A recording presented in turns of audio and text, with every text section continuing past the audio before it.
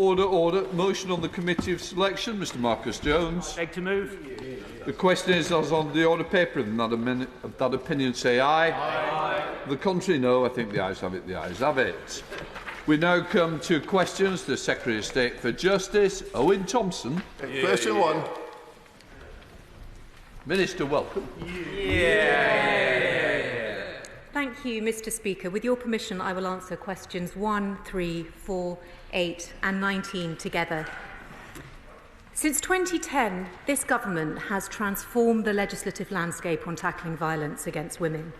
We've created new criminal offences of stalking, of non-fatal strangulation, of coercive control, recognising the most pernicious abuse is not always physical. We've implemented comprehensive modern slavery and domestic abuse laws and outlawed insidious harms like revenge porn and the so-called rough sex defence to murder. We're prosecuting more rape cases today than in 2010, with sentences that are around 50% longer. But we are going further still, Mr Speaker, in our sentencing bill, in our criminal justice bill and in our victim and prisoners bill. Owen Thompson. Thank you, Mr Speaker, and I welcome the Minister to our place. I think, Mr Speaker, there's so much more that we need to be doing to tackle the culture that still sadly exists of toxic masculinity.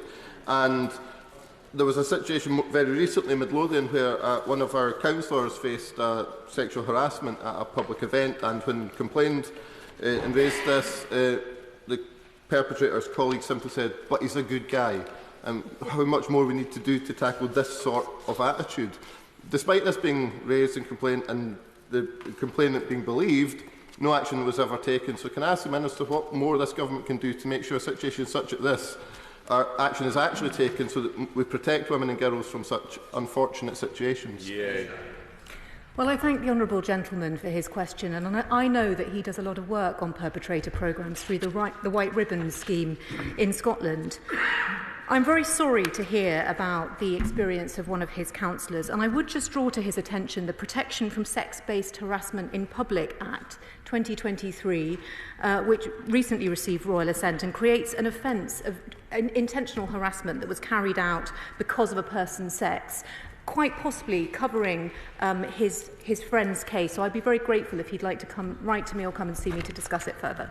Thank you, Mr Speaker. Last month, the organisation Sex Matters presented the Prime Minister with a letter signed by almost 15,000 people asking him to take urgent action to halt the escalating campaign of violence and intimidation against women in the name of trans rights. The letter details how women, and particularly lesbians, are being threatened with the loss of their livelihoods and physical violence, shouted down and intimidated at public events, and sometimes even assaulted for insisting on their rights to freedom of belief and expression, and for calling for sex-based protections to be upheld. Will she condemn this violence and intimidation, and will she urge the Prime Minister to do so as well, and commit to addressing it by commissioning a rapid review on the impact of extreme trans rights activism on women's rights and the rights of lesbians, and will she also open a call for evidence?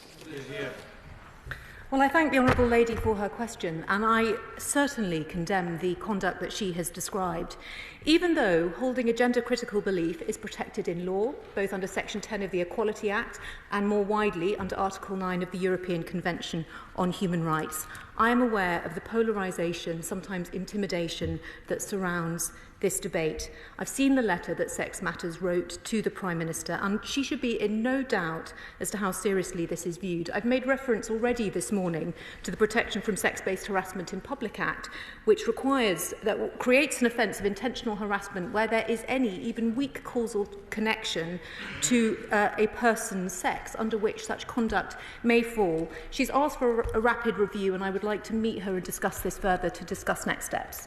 Kirsten Oswald. Thank you, Mr Speaker. A recent very large-scale study by the Open University into societal attitudes and experiences of online violence against women and girls found that 7 in 10 believe current legislation is not effective in tackling online violence against women and girls. Almost 3/4 of women in Scotland and more than half of men want online violence to be made a crime. That's actually higher than those surveyed in England. The platforms do have a duty of care for their users, so I wonder what steps she's taking to ensure that new guidance in the Online Safety Bill is effectively enforced and encourages women and girls to come forward with cases of online abuse. Well, I thank the Honourable Lady for her question, and she's making an excellent point. There is no doubt that some of the toxic content, including, of course, violent pornography, has a serious impact on the way that women and girls are treated and the attitudes that certain men have towards them. The Online Safety Act only received royal assent, as she will know, a month ago, and there is an extended implementation period. But she will also know, I hope, that one of the later amendments that was accepted by the government was an obligation on Ofcom to have the statutory obligation on Ofcom to publish guidance which summarise the measures that all services, online services, need to take to reduce the risk of violence to women and girls. And that's not just on their own, that's in consultation with the Domestic Abuse Commissioner, with the Victims Commissioner and other experts. The Act also places an obligation on social media and pornography providers to prevent children from being exposed to harmful content through new and robust age verification exercises. Sorry, I'll come back to her on this one. Mr. Speaker, I welcome the Minister to her place, and her former colleague, the Home Secretary, thought homelessness was a lifestyle choice. Yet in reality, almost a quarter of homelessness of women and children was due to a violent or abusive relationship. The Scottish Government is piloting £1,000 grants to assist women who have left violent relationships to help pay for essentials, including rent and clothing. Has she considered this approach instead of taking tents off the homeless? We place the safety of domestic abuse victims at the heart of the Domestic Abuse Act. They were given, local authorities have been given £25 million to ensure that all domestic abuse victims receive priority for housing. In addition, the Act places a legal duty on Tier 1 local authorities to provide a wide range of support, including refuges. And to date, DLUC has allocated £377 million for local authorities to comply with its duty to provide housing. Weston. Thank you, Mr. Speaker. It is vital that victims of serious sexual assault are supported through what can often be a lengthy and traumatic process. Yet we know that many rape victims don't access early mental health support because their therapy notes can be requested as part of the criminal investigation. This happens far too often and treats the wrong person with suspicion. Does the Minister agree that a specialist legal advocate for victims could allow them to challenge invasive requests for private information and to access the support they need at the time they need it most? Well, I thank the honourable gentleman for his question. This is an issue that the Law Commission is already looking into, and it already appears in our Victims and Prisoners Bill, so that such requests will never be more than necessary and proportionate. Just on the subject of whether there should be a dedicated legal advisor, I draw his attention very respectfully to the fact that since 2010, there are now 950 dedicated independent sexual violence advisors who can support rape and victims of serious sexual abuse every step of the way, and we have quadrupled victims funding to ensure that we continue to grow that cohort. Now comes to the Chair of the Justice Committee, Sir Robert Neal. Thank you, Mr. Speaker. I warmly welcome my honourable friend to her place on the Treasury bench. It is very much deserved, and she's a very distinguished member of the Justice Committee. She will know from that time that much work has already been done, following on from Operation Soteria, to improve both investigation, conviction and prosecution rates and the victim experience in relation to rape and serious sexual offences. But will she also bear in mind that there are further opportunities which we highlighted as a committee in our scrutiny of the victims element of what is now the Victims and Prisoners Bill for improving the victim experience and making sure that is consistent across the whole of the country? Well, I thank my honourable friend for his question, and I applaud all the work that he does as chair of the Select Committee. It is undoubtedly true that the Victims and Prisoners Bill plays an important role in putting the Victims Code onto a statutory footing and giving victims enhanced rights, including a right of review and a right to make an impact statement, things that we've supported. I also draw his attention not just to Operation Soteria, but to the fact that we're now training 2,000 specialists specialist police officers in rape and serious sexual offences, and also the national rollout of Section 28 evidence procedures that enables victims of these hideous crimes to give evidence early, privately and behind closed doors to completely change their experience of the criminal justice system and keep them engaged in the process. Greg Clark. Thank you very much indeed, Mr. Speaker. I welcome the Minister to her very well-deserved appointment. The Minister will be aware of the case of David Fuller, who, as well as murdering 2 women, abused the corpses of over 100 women and girls in the mortuaries of the Maidstone and Tunbridge Wells NHS Trust. For these crimes, he will rightly die in prison. However, the current legislation is shockingly inadequate when it comes to the abuse of dead bodies. It covers only penetrative sexual assault, and other acts of sexual assault on dead bodies are not covered by the legislation. So will the Minister meet with me and my honourable friend, the member for Chatham and Aylesford, and other colleagues to discuss how we can rectify this in the criminal justice bill that comes before the House next week? Well, I thank my right honourable friend for his question. The David Fuller case is appalling, and I send my deepest sympathies to the families of his victims. It is unbelievably dispiriting that we're even having to talk about these acts and extending the definition to meet the width and depravity of his crimes.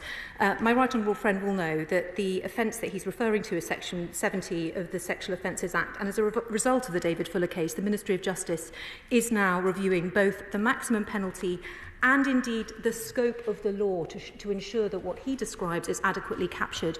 And of course I will have a meeting with both of my colleagues in due course. SNP spokesperson Chris Stephen. Thank you very much, Mr. Speaker, and let me join others in welcoming the Minister to her place. A victims' bill has been promised by the Conservatives since 2016, so whilst the UK Government has dithered, the Scottish Government has introduced the Victims, Witnesses and Criminal Justice Reform Bill, which seeks to put victims and witnesses at the heart of the justice system.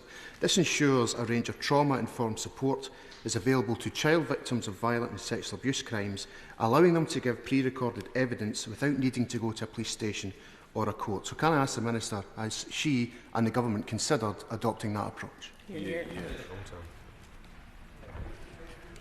Well, I thank the honourable gentleman for his question. He will know that our Victims and Prisoners Bill is making its way through Parliament as we speak. In terms of, I think he was talking about victim-focused support. I draw his attention to things like Operation Soteria, which is directed at rape victims and has now been rolled out on a national basis, which places victims' rights at the heart of the inquiry and focuses all the effort on the suspects and on their behaviour. So I think it is, to be honest, what he's describing is consistent with our current models of policing and investigating crime, and the Victims and Prisoners Bill, I hope, will conclude its pathway through Parliament and receive royal assent soon.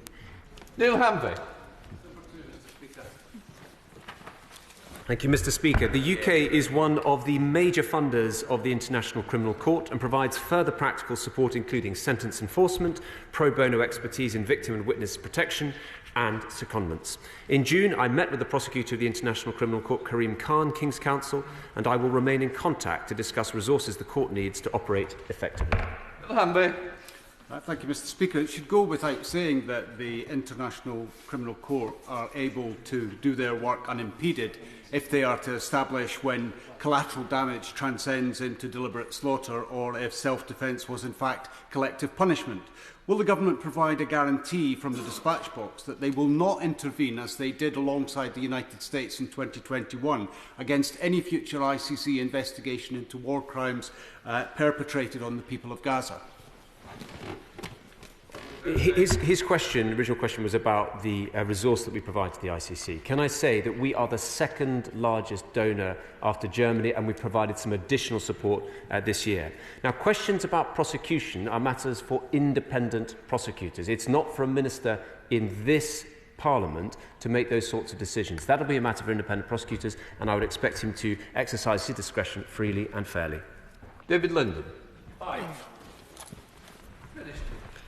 Thank you, Mr. Speaker.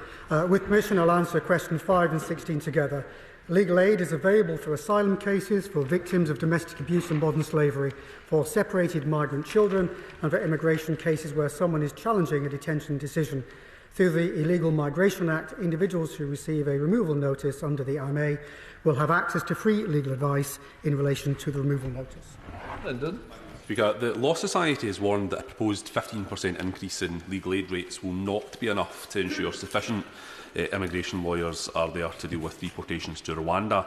Charities supporting refugees make on average 16 attempts before securing a lawyer, whilst in London charities are only successfully finding legal representation for 4.1% of referrals. So can I ask the Minister what steps he's taking to ensure this sector does not collapse in England and Wales due to the poor decisions made by his colleagues?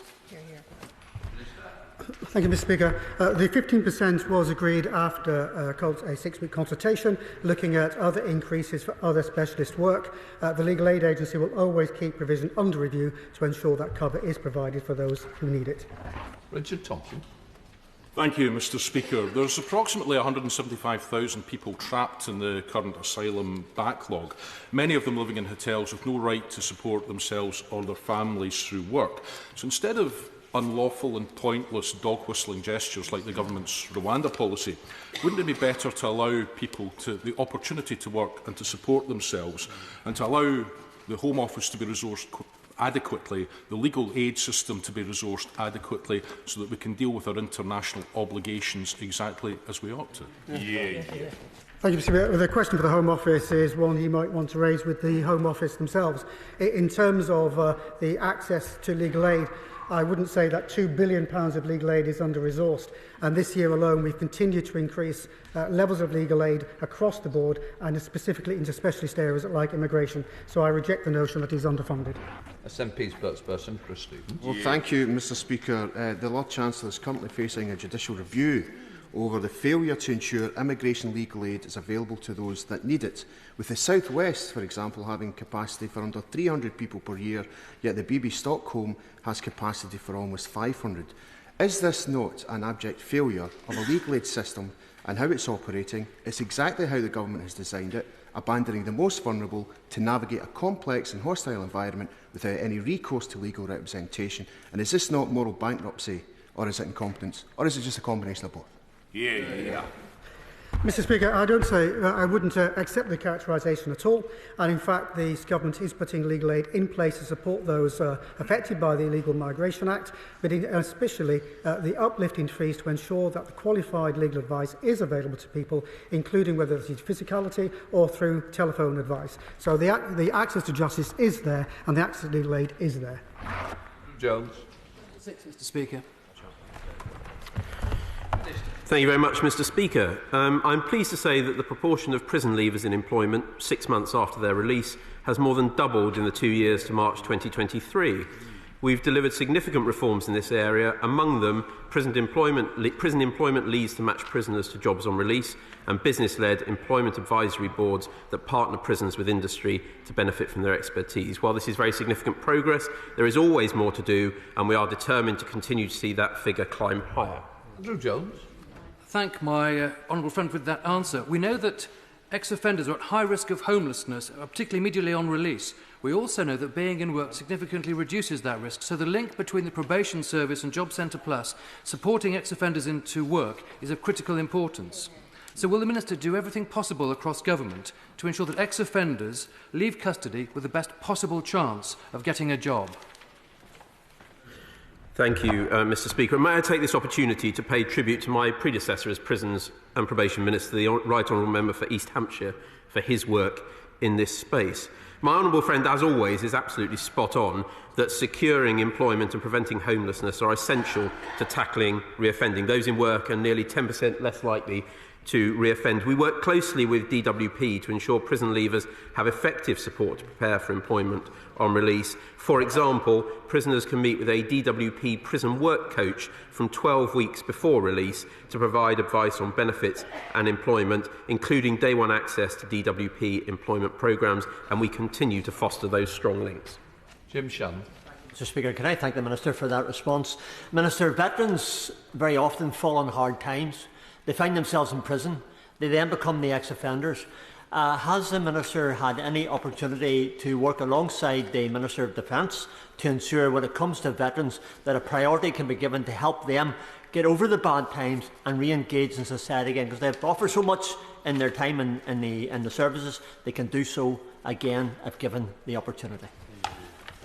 Thank you, Mr. Speaker. Well, I'm grateful to the honourable gentleman. He's absolutely right to highlight just how much veterans, even where they have got themselves into bother, can offer the community through rehabilitation and through work. Although I haven't yet had the opportunity to engage with my right honourable friend, the Veterans Minister, I intend to do so. And there are a whole range of opportunities that can work for veterans. Just this weekend, I saw, in passing on ITV Racing, the ex-jockey Adam Hatch highlighting his work to get equine opportunities in work into prisons. Again, something that can often work for veterans. So I look forward to working with my right honourable friend, and indeed the honourable gentleman, if he wishes, on this issue. Mr. Speaker. Thank you, Mr. Speaker. With your permission, I will answer questions 7 and 9 together. This government has embarked on the biggest prison building programme since the Victorian era to create 20,000 modern, secure, rehabilitative places. To date, we have already delivered 5,600 places. A third prison at HMP Millsyke is under construction, and last week we secured outline planning permission for our fourth, near the existing HMP Gartree in Leicestershire. Scott Benton. Thank you, Mr. Speaker. I welcome the delivery of 20,000 additional prison places, as well as the plans to deport some foreign criminals rather than jailing them here in the UK, which will both free up spaces and deliver considerable savings to the taxpayer.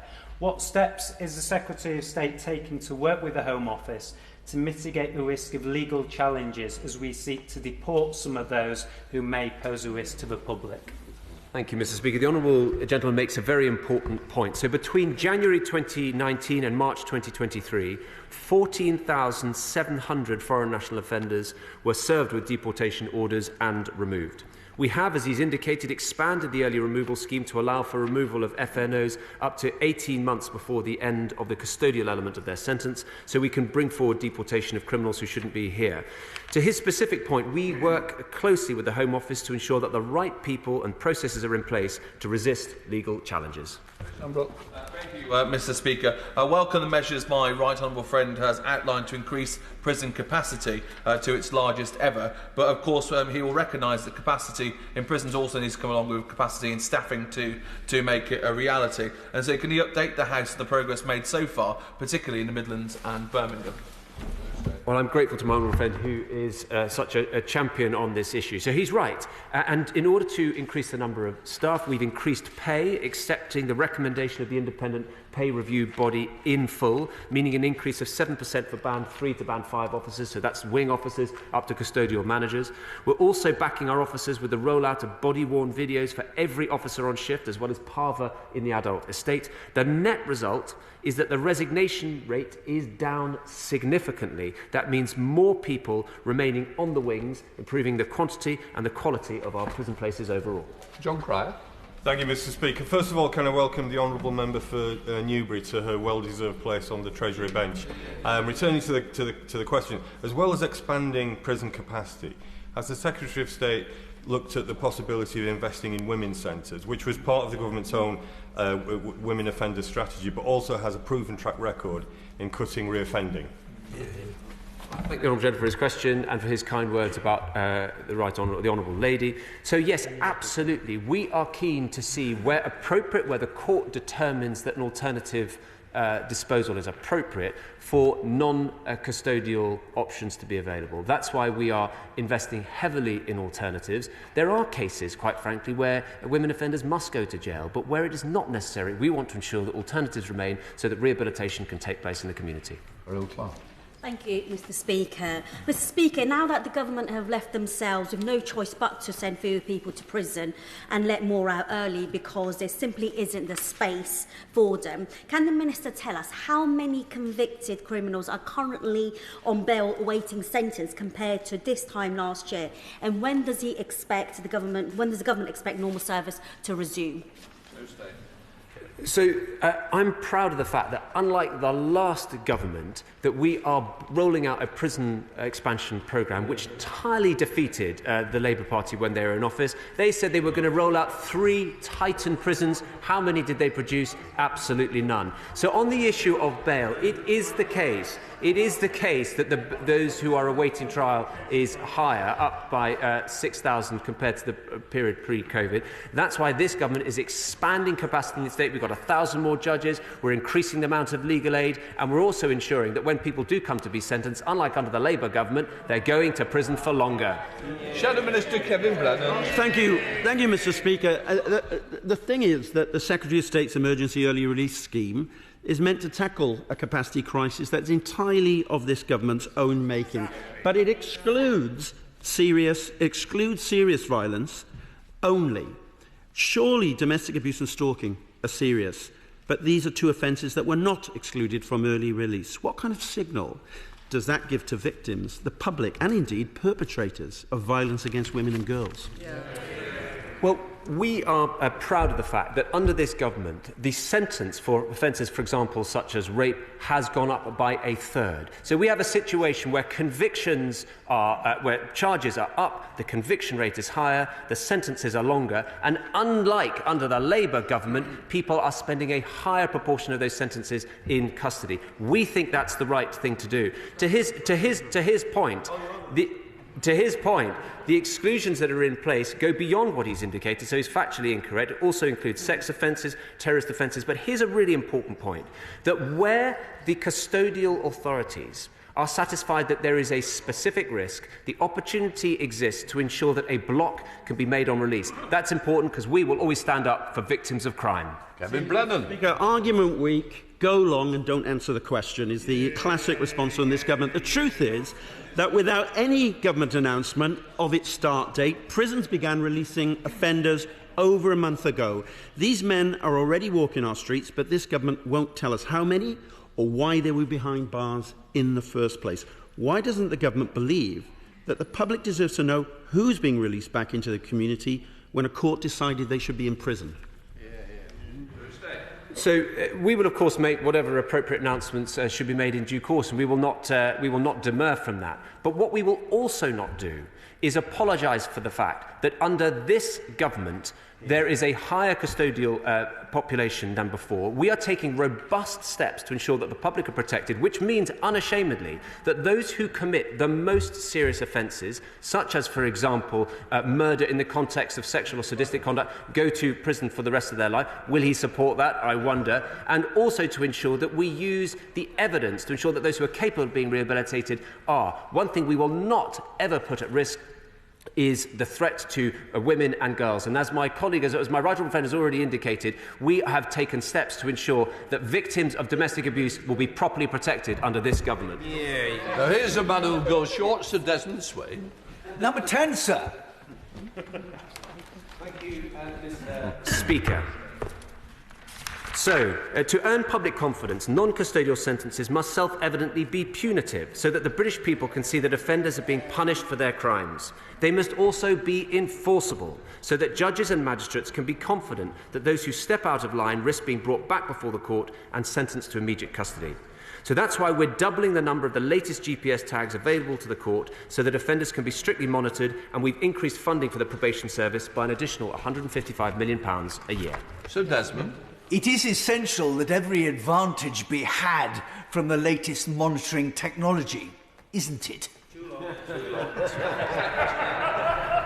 Pithy and perfect. He's, of course, absolutely right. So under the old technology, so-called radio frequency tags, all they could tell the probation service was whether that individual had left the premises to which he had been bailed or curfewed. But the modern GPS tags are far more effective because they can indicate where that person has gone, keeping them under a tight rein. But we've also got additional tags, including alcohol monitoring tags, that means that where that is the root cause of the offending, that the courts and indeed the probation services can monitor that too.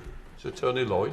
Thank you, Mr. Speaker. Isn't the evidence very clear, though, that short prison sentences don't work, but actually women's sentences, which deal with drug abuse, alcohol abuse, mental health issues, etc., can be very effective? Rolling that out for the male the male population would make an awful lot of sense. It's cheaper and it's better. I am delighted to hear that from the honourable gentleman. So we have to follow the evidence, and the evidence shows that short sentences of immediate custody lead to a higher reoffending rate than where that sentence is suspended, albeit on tight conditions, which might include curfew, an unpaid work order, potentially a rehabilitation requirement. Why? Because if that offender fails to comply, then the probation service can breach them, bring them back before the court, where they will then hear, likely, the clang of the prison gate. So we will follow the evidence. We make no apologies for using our custodial estate to lock up the most dangerous offenders for longer, taking them out of circulation, but protecting the public also means ensuring that those who would otherwise reoffend get off the conveyor belt of crime. Rachel Baskell. Thank you, Mr. Speaker. Number 11, please. Thank you, Mr. Speaker. By the end of this spending review period, we will have invested nearly £4 billion to deliver an additional 20,000 modern prison places to ensure the right conditions are in place to rehabilitate prisoners, cut crime and protect the public. The key to effective rehabilitation is to provide education and skills training to increase a prisoner's employability and ensure they can access employment on release alongside providing support for substance misuse, treatment, etc. We're also investing to improve rehabilitative spaces in prison, having delivered our employment hubs where prisoners can access job vacancies, and we will renovate prison workshops through our HMP Academies programme. Thank you. No glass, just bars at the window, mice and rats, faeces in the gravy and sewage overflows regularly in his cell. This is not the start of a Victorian novel. It is a disgrace experienced by my young constituent, locked in his shared cell for 23.5 hours a day, having never got the vital mental health specialist support that he required. So how can we ever expect such draconian conditions at HMP Hull to end? And what appropriate steps will he take to ensure that people in prison experience rehabilitation and reform, not such conditions as my constituent faced? Thank you, Mr. Speaker. And in respect of the specific case, if the Honourable Lady wants to write to me, I'll be very happy to look into that. But in broad terms, this government in the last financial year has invested £217 million in capital and maintenance spending. That's up from £149 million in financial year 2010 to 2011, including since 2020, delivering £73 million of capital maintenance projects across Yorkshire. Now, of course, security is not a dirty word in this context. It's absolutely vital to creating those conditions in which people can be safe and be rehabilitated. And we continue to work closely, both to improve that, but with the NHS, on things such as mental health support for those in prison. But I'm very happy to engage with her on this issue. Johnson. 12, sir. Mr. Speaker, in 2019 we expanded the unduly lenient sentence scheme to include 14 new offences, including further child sexual offences and coercive or controlling behaviour. Now, while we have no immediate plans to extend the scheme further, we do keep the unduly lenient sentence scheme under constant review. The new minister to his place. His is an excellent appointment, and I wish him every success for the future. Mr. Speaker, the fact that malicious wounding, ABH, burglary and even rape, when dealt with in a youth court, does not come under the unduly lenient sentencing scheme is just plain wrong. So will the new minister please review this situation, which time and time again lets down the victims of these serious crimes? Thank you very much, Mr. Speaker. Mr. Speaker, I thank my honourable friend for his question. The unduly lenient sentence scheme is intended for use in serious cases for offenders sentenced in the Crown Court. The Attorney-General has the power to refer a sentence to the Court of Appeal for review if they believe it is unduly lenient. Now, a youth court can only sentence a child for up to 2 years detention. Where a child's offence is likely to attract a sentence of more than 2 years, the case must be passed to the Crown Court for sentencing, and the scheme therefore applies to serious youth cases sentenced in the Crown Court. Which report? Thank you, Mr. Speaker. Stiffening unduly lenient Crown Court sentences is all very well, but there would still be delays in the system if there are backlogs relating to prosecution in the courts. Up to 25% of criminal barristers have left the profession over the last 5 years. So what action is the government taking to address the exodus of criminal barristers?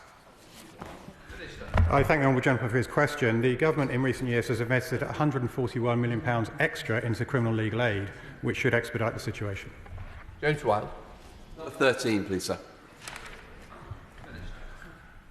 Mr Speaker, the Police Crime Sentencing and Courts Act 2022 increased the maximum penalty for causing death by dangerous driving from 14 years to life imprisonment. And in June 2023, the Independent Sentencing Council published new and revised sentencing guidelines for motoring offences, including for causing death by dangerous driving. While it's too early to assess the outcome of these changes, we regularly publish sentencing statistics on gov.uk, and the Council also monitors all guidelines in accordance with its statutory duty. James Wilde. Friend to his position. It's over a year since Parliament legislated to increase the maximum sentence for death by dangerous driving to life imprisonment, yet 3 members of my constituent Summer Mace's family were killed in a horrific incident, and the offender only got 10.5 years in June. That is totally inadequate, and as Road Peace has shown, there are far too many sentences like that are too short. So will my honourable friend meet with me to discuss those sentencing guidelines so we can ensure they reflect what Parliament actually legislated for? Mr Speaker, I was very sorry to hear of the deaths of Paul Carter, Lisa Carter and Jade Mace in January 2023 in a collision caused by Aurelius Trevelius and the devastating consequences for their families and friends. And this is an issue I know that my honourable friend has campaigned very hard on, and I read the adjournment debate my honourable friend conducted earlier this month. Sentencing is entirely a matter for our independent courts based on the facts of each case. And in July 2023, after Trevelius was sentenced, the revised Sentencing Council guidelines for causing death by dangerous driving came into force, following the increase of the maximum penalty introduced by the PCSC Act 2022. I would, of course, be very happy to meet with my honourable friend to discuss this further, if that would be helpful to him. Thank you, Mr Speaker. The man who was convicted of causing death by careless driving when he killed my young constituent Greg was only sentenced to 9 months in prison. However, because he was charged with causing death by careless driving and not dangerous driving, Greg's family had no right to appeal under the Attorney General's unduly lenient sentencing scheme. Will the Minister agree to discuss this with the Attorney General and look into revising the unduly lenient sentence scheme to include causing death by careless driving? I thank the honourable lady for her question. I was very sorry to hear the details of that particular case, and I would, of course, be very happy to raise it with the Attorney General. Sarah Wilson. Question number 14, Mr Speaker. Thank you, Mr Speaker. We work closely with education providers to drive up standards of teaching and improve academic outcomes. The curriculum offered to children in custody is needs-led and determined by individual aspirations, literacy and numeracy levels, interests and sentence length. Where education provision is inadequate, we will hold providers to account to ensure children receive the education they need to turn away from crime. Sarah Wilson. Thank you, Mr Speaker. Earlier this year, I visited the Feltham Young Offenders Institute and witnessed firsthand the very challenging conditions in which dedicated professionals work with some young people who've committed the most serious crimes and had a very difficult start in life. Back in 2016, the Charlie Taylor Review recommended we move away from young offenders institutes to secure schools. The government fully accepted his vision, yet 7 years on, not a single secure school has opened yet. One has been built, but it hasn't admitted any pupils. If the government's serious about rehabilitating young offenders and cutting reoffending, when will it finally roll out secure schools for these people? Well, I'm grateful to the Honourable Lady, and in a previous life as a Minister, as it were, I had youth justice in my portfolio back in 2018-2019 and had the opportunity to visit Feltham at that time as well. And I worked with Charlie Taylor on delivering those recommendations into practice, so I'm pleased to tell her that we anticipate the first secure school opening in 2024. Welcome, new Minister, Shadow Minister Janet. Thank you, Mr Speaker. Education is vital to reduce violence, especially in the youth estate. However, violence is skyrocketing in the youth estate. Since last year, assaults on staff has increased by 33%. This puts prison staff at risk in their workplace and increases the trauma experienced by children and young people. This can also prolong their rehabilitation. So how will the Minister use education and other methods available to him to reduce this violence? Well, I'm grateful to the Honourable Lady, and it's nice to be taking questions from in my new role with her in her new role as Shadow Minister rather than on the Justice Select Committee when she used to question me. She's absolutely right to highlight the challenges of violence across the youth estate, which have been too high for too long, and we continue to work hard across all sites to address this. Among measures put in place, ensuring each child receives a full needs assessment covering education, psychology, resettlement, health and behavioural support. Education and skills is a vital part to helping these children and young people get their lives back on course, but it must be in the context of a secure environment, because security has to be the premise on which all these other benefits can be delivered. Number 15, Mr. Speaker. Thank you, Mr. Speaker. With your permission, I will answer questions 15 and 17 together. To expand probation capacity, we have increased funding by £155 million a year to deliver effective supervision of offenders in the community. In 2020-2021, we recruited an additional 1,000 trainee officers, 1,500 more in the following year and 1,500 more in the year after that. This means that those offenders who pose the highest risk in communities will receive robust supervision. Successive Conservative ministers have allowed the criminal justice system to fall into its current parlous state, making many communities, including in Cambridge, less safe. Now they propose to shift the burden from an overpressed prison service to an overpressed probation service. So can the Secretary of State guarantee that the money that should have been available to prisons will be moved to the probation service to allow them to keep our communities safe? So the first point isn't right. So since 2010, the overall levels of crime have gone down by 40%. That's point one. Point two, reoffending has dropped from around 32% down to around 25%. So that's the second point.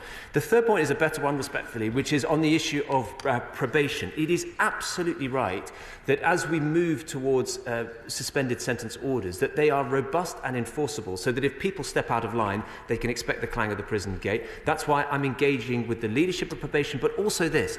Yesterday, I met with frontline probation officers. I want to hear from them about how we can ensure that their workload is manageable and that they have the resources they need to keep our communities safe. Thank you, Mr. Speaker. I refer to my registered member's interest. I echo the concerns of the Esdor Trade Union and the British Independent Retail Association, who fear that scrapping short sentences will only embolden retail criminals. The Secretary of State will know that there's far too many shop workers, particularly as we go to the festive period, who will face being attacked in shops across the UK. There's been a 24% increase, according to the police, in shoplifting in the last year. So can the Secretary of State assure the House that the probation service can cope with the expected surge in retail crime and ensure those who work in shops will be protected, and anyone who attacks them will face the full force of the law? Exactly. Well said. Those who behave in such an appalling way should expect to feel exactly that, the full force of the law. And let me be crystal clear. Those who pose a particular threat to individuals can expect the clang of the prison gate. Those who commit offences whilst they are on an order, be it a community order, be it any other, a stalking prevention order, a domestic abuse protection order, can also expect to be out with the presumption. What we also want to be clear is through the use of tags. If people do not abide by stringent requirements, which could include, by the way, not to go to a particular shopping precinct, and they breach that, they can expect one outcome and one outcome only: prison. Minister Ruth Gabriel. Thank you, Mr. Speaker. In response to my honourable friend from Cambridge, the Secretary of State said he'd recruited 1,000 additional probation officers. But actually, that recruitment campaign has actually resulted in 76 fewer probation officers between March last year and March this year. Due to the excessive workload, staff are leaving in their droves. So, the proposed new presumption in favour of suspended sentences, the extension of electronic monitoring, will simply load more pressure from prisons to the probation service, won't it? So what is the government doing to address these issues of excessive workload and loss of probation staff? I thank the honourable lady, but on a point of detail, for Band 3 probation officers, as of 30th of September 2023, the increase on the year before is 4.2%. For Band 4 officers, it's an increase of 6.9%. And for senior probation officers, it's an increase of 13%. And the important point as well is that the so-called attrition rate or resignation rate is also down. More probation officers and more of them staying in place. And the reason why that matters is experience counts. It's an extremely difficult job. It requires wisdom and it requires experience to make good judgments. We are investing in the probation service so that they can do their job on behalf of our communities. Right, we come to topicals. Munira Wilson. Mr. Speaker. Thank you, Mr. Speaker. Since the last Justice oral parliamentary questions, we've introduced a criminal justice bill which responds rapidly and robustly to the latest criminal threats. So it will include strengthened laws to criminalise those who breach trust by taking intimate images without consent. It will broaden the offence of encouraging and assisting self-harm. It will also give judges the power to order offenders to attend sentencing hearings and enable probation to polygraph more terrorist and sex offenders. Meanwhile, the new sentencing bill has public protection at its core, making the severest punishments available for the most dangerous offenders, like murderers who kill with sexual or sadistic conduct, to take them out of circulation forever. And it will protect the public by breaking the cycle of reoffending to reduce crime. We've also welcomed my honourable friends, the members for Newbury and for Orpington to the front bench, and as I think the House has already seen, they are going to make a formidable contribution to public life. Wilson. Thank you very much, Mr. Speaker. The Prime Minister and certain senior government figures have suggested that the European Convention on Human Rights should be disapplied in certain asylum cases. And the Conservative Deputy Chairman said the government should simply ignore last week's Supreme Court ruling. Does the Justice Secretary agree? The government is confident that we can deliver on the priorities of the British people whilst remaining within the four corners of our international legal obligations. But make no mistake, we are determined to ensure that our borders are secure. And this is a rule of law issue. It should not be the case that those who try to jump the queue and arrive illegally should derive some sort of advantage from that. We understand that very clearly on this side of the House, and we will do everything we can to stop the boats. Carter. Speaker, one of the primary reasons for adjournment and relisting in Magistrates' Court is a lack of trained probation officers to carry out pre-sentence stand-down reports. Could the Minister outline what steps he's taking to address this so that courts can get through caseloads more speedily? Well, the Honourable Member speaks with great authority as a magistrate, and I know from my own experience as a practitioner how important stand-down reports are, because they provide the bench with that information about the offender, what their relationship situation is, what their record of previous convictions is, what other mental health problems and so on, so that the court can tailor a disposal that punishes the offender but also progresses their rehabilitation. So we are working closely with Probation Service to ensure that that resource is properly allocated so we can have more stand-down reports to ensure better justice on the facts of each case. Minister Alex Cunningham. Thank you very much, Mr. Speaker. Contrary to the claims of ministers at every question time that they're getting the court's backlog sorted out, they're not, and the pain just drags on for victims. The Crown Court backlog reached a record 65,000 cases at the end of June, nearly 5,000 of them waiting for 2 years, and 36,000 cases have defendants on bail. Why are things still getting worse?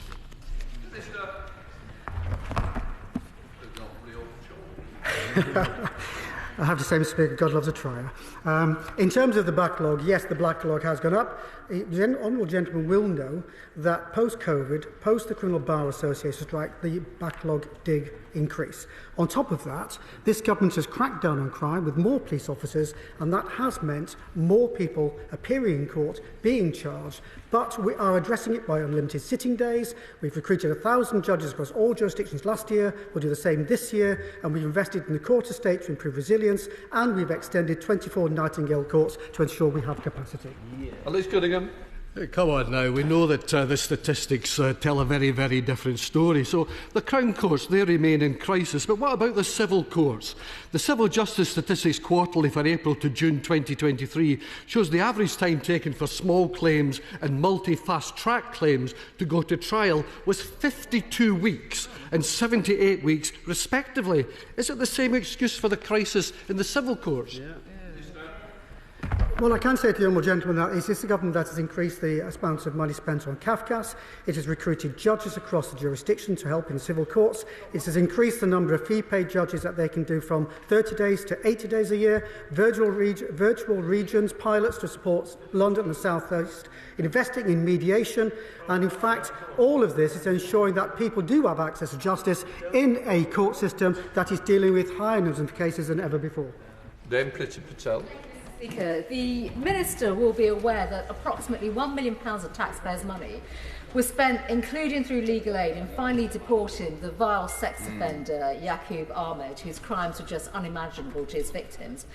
Will the Minister and the Secretary of State ensure that legal aid processes are reviewed and, importantly, dust off the previous plans of introducing wasted cost orders in immigration cases so that lawyers who pursue these spurious cases are prevented from doing so? Thank you, Mr. Speaker. As my right honourable friend will appreciate, I can't comment on individual cases. I can reassure her that the payment of wasted or unreasonable cost can already be ordered by the tribunal if it considers it appropriate. But given the issue that she's raised, I'm more than happy to meet with her and ensure that her concerns are conveyed firmly to those responsible for the reviews. Andy Slaughter. Thank you, Mr. Speaker. 8 courts have so far been named as containing reinforced autoclave aerated concrete, i.e. RAC, and 3 of them are closed. Government will not say which prisons are affected, but will they guarantee that funding for RAC removal will not come at the expense of existing maintenance schemes, given the huge backlog of repairs in courts and prisons? Well, to the specific point that he makes, so yes, he's right about the 8 court buildings. That's in the context of an estate of over 300 buildings. But I think it's important to note that we have massively increased the budget for the court estate, and that enables us to do 2 things. First, to take on more projects, but also to plan them, because we've guaranteed it over 2 years, which means that you can plan in a more efficient and effective way. The second issue, so far as prisons are concerned, that separate considerations apply there, because of course the buildings are used for a whole range of different purposes. So it can be the prison itself, but there are plenty of ancillary buildings. So this is all being inspected in the normal way, and certainly the budget is there to effect remediations if required. Matt Vickers. Thank you, Mr. Speaker. Last week I visited my local corpse store in Hartburn and met with staff and USDOR reps as part of Respect for Shopkeepers Week. There are around 867 assaults on shop workers, not each month, not each week, but every single day. We can't go on like this. Will my right honourable friend look again at what we can do to tackle this and deliver justice for shop workers? Well, he's absolutely right. Those people who are on the front line of society, they're acting effectively in public to do an incredibly important public service. We have already moved to ensure that the courts can treat that as an aggravating factor when it comes to sentencing. And to be clear what that means that in appropriate cases, the fact that they've assaulted a retail worker can mean the difference between a non-custodial and a custodial penalty. That's absolutely right. Those who behave in such a cowardly way should expect all consequences. And Jarvis? The rule of law is sacrosanct, isn't it?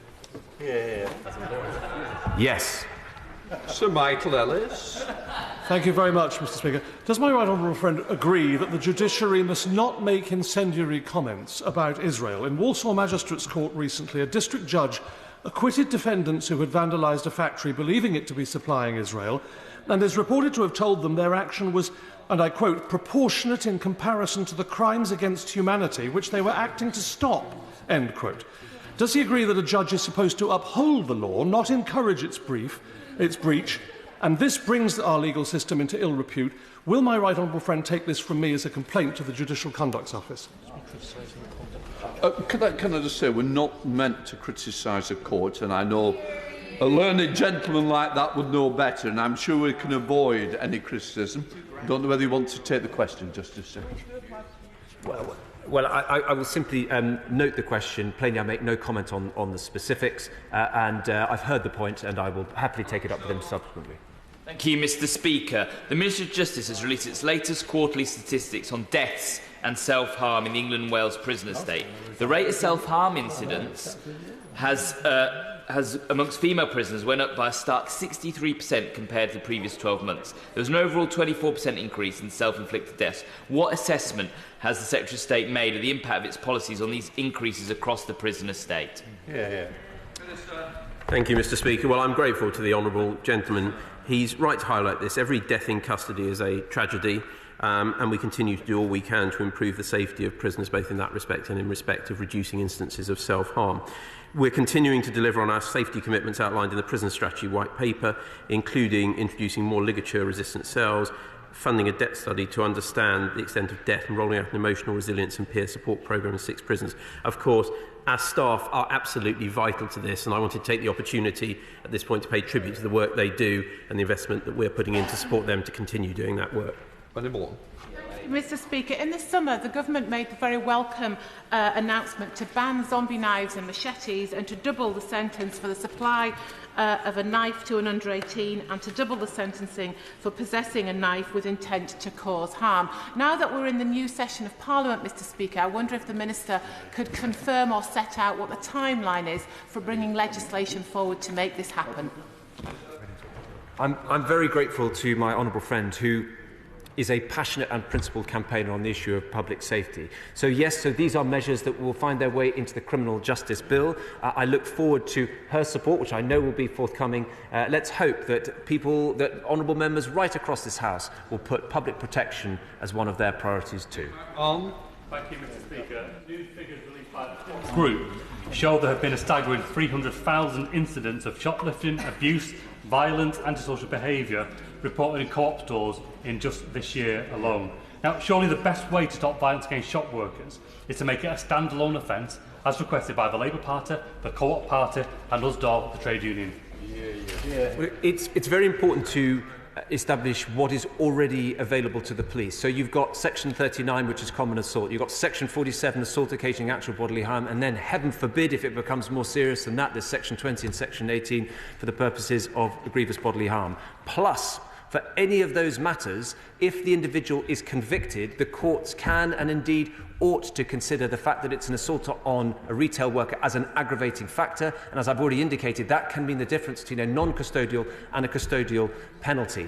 So we, of course, will keep these matters entirely under review, but the central point is this: before someone can get before the court, they've got to be arrested. And that's why I'm delighted that we have more police officers than at any time in our history ready to take the fight to those who assault shop workers. Right Honourable Friend has a terrific record on dealing with slaps. And so he will understand how greedy lawyers encourage their billionaire clients to crush their opponents by extending the court cases, dragging them out and multiplying them. What has not been taken on board is that this also costs the taxpayer millions. I think these lawyers should have to meet those costs. With that in view, would he look to publishing the costs incurred by slaps cases? Thank you, Mr. Speaker. No one in this House has done more than my right honourable friend to clamp down on this iniquitous behaviour, and I'm pleased that we've been able to make some progress. He makes a really important point. Every day that is spent in court pursuing ill-founded and abusive litigation is time that could be spent doing other matters which affect the public interest. I will certainly look into the interesting suggestion he makes about publishing the costs of that behaviour. Mr. Speaker, after the Supreme Court ruling on Rwanda, the honourable gentleman, the member for Ashfield, said that the government should ignore the laws and put planes in the air anyway. The Prime Minister has failed to distance himself from that. Does that disappoint the Justice Secretary? Well, I would just refer the honourable gentleman to the answer I gave a few moments ago. Look, there is understandable, righteous indignation about the situation that exists. We believe we can comply, we can deliver our policies within the four corners of international law. That is our approach. But I just make this point as well, that those who do arrive illegally do themselves threaten to corrode the rule of law, because that of itself sends out a very poor subliminal message that those who do so can act with impunity. That in turn is not something which strengthens the rule of law. Sunderland. Mr. Speaker, the Justice Secretary will know of the hard work undertaken in this Parliament to bring the Desecration of War Memorials Bill into law. Elements of that bill were subsumed into the Police Crime Sentencing Courts Act, but will he now undertake today to complete the job? Well, I'm very grateful to the honourable gentleman. I know he is one of two honourable members who has fought so hard on this issue, and he does so from a position of having served his country. And it is completely iniquitous that people should seek to act in this way. To the specific point he raises, it seems to me to be utterly compelling. I will happily discuss it with him hereafter. Joanna Cherry. Thank you, Mr. Speaker. The Justice Secretary is an experienced lawyer for whom I have a great deal of respect. So, will he explain to the Prime Minister that following on the Supreme Court's judgment on Rwanda, merely to legislate that the facts on the ground in Rwanda are the opposite of what the Supreme Court found them to be, will make no difference to the problems the Supreme Court have identified and will simply make the government a laughingstock? I thank the Right Honourable Lady. At the risk of harming her political career, the respect is entirely mutual. To the point that she raises, the point about a rule of law country is you can disagree with the decision of a court, but you must respect it, and we do respect it, and we will abide by court orders. Of course we will. But it's right also that we consider carefully what the Supreme Court said and seek to adjust appropriately, and we will do what we properly and lawfully can to stop the boats. That's our mission, that's the mission of the British people, and we will deliver on it. Edward Jimson. Thank you very much, Mr. Speaker. Can I welcome my right honourable friend's commitment to increase the use of tagging where appropriate to help reduce the amount of reoffending? In doing so, what plans has he got to include those who are high-risk domestic abusers and potentially in the future those who are illegal drug users? I'm very grateful to the honourable gentleman, not for the first or indeed the last time. He's got absolutely to the point. We have deliberately constructed this so that if an individual presents a significant threat to a particular individual, which could often be a spouse or a partner, then the presumption would not apply. That's critically important, and it's a point that I was happy to discuss with Women's Aid, for example, and other relevant bodies. We are on the side of victims of domestic abuse and domestic violence. Nothing that we do will cut across that important principle. Thank you, Mr. Speaker. Supporting an offender in practising their faith is regularly cited as playing a key role in the rehabilitation in prisons.